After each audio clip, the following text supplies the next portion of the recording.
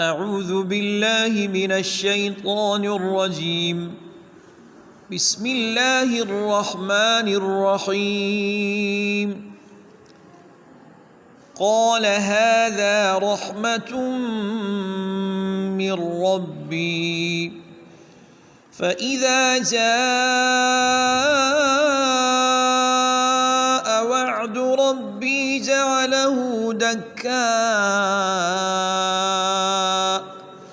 وكان وعد ربي حقا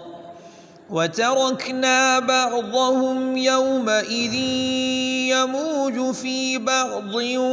ونفخ في الصور فجمعناهم جمعا وعرضنا جهنم يومئذ للكافرين عرضا الذين كانت أعينهم في غطاء عن ذكري وكانوا لا يستطيعون سمعا أفحسب الذين كفروا أن يتخذوا عبادي من دوني أولياء إنا أعتدنا جهنم للكافرين نزلا قل هل ننبئكم بالأخسرين أعمالا الذين ضل سعيهم في الحياة الدنيا وهم يحسبون أنهم يحسنون صنعا أولئك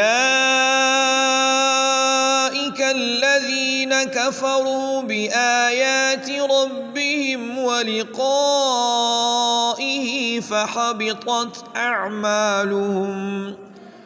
فحبطت أعمالهم فلا نقيم لهم يوم القيامة وزنا ذلك جزاؤهم جهنم بما كفروا واتخذوا آياتي ورسلي هزوا إن الذين آمنوا وعملوا الصالحات كانت لهم جنات الفردوس نزلا خالدين فيها لا يبغون عنها حولا قل لو كان البحر مدادا لكلمات ربي لنفد البحر قبل أن تنفد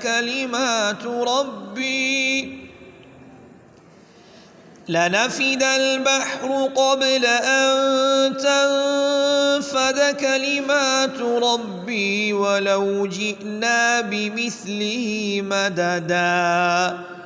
قل إنما أنا بشر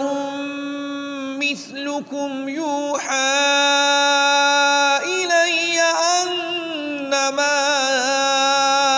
إلهكم إله واحد فمن كان يرجو لقاء ربه